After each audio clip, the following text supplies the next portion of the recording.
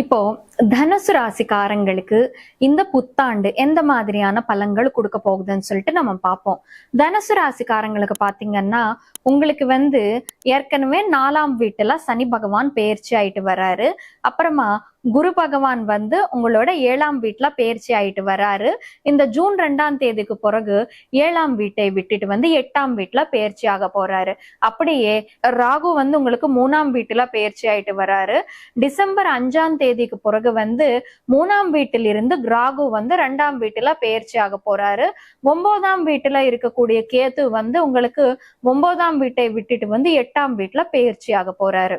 இப்போ இந்த தனுசு ராசிக்காரங்களுக்கு இந்த கிரகத்தோட பிளேஸ்மெண்ட்ஸ் மற்றும் டிரான்சிட்ஸ் எந்த விதமான பலன்கள் கொடுக்க போகுதுன்னு சொல்லிட்டு நம்ம பார்ப்போம். 4ஆம் வீடு பாத்தீங்கன்னா உங்களுக்கு சனி 4ல பெயர்ச்சி ஆயிட்டு இருக்காங்க. 4ஆம் வீடு என்ன நமக்கு அர்த்தாஷ்டமம். 4ஆம் வீடு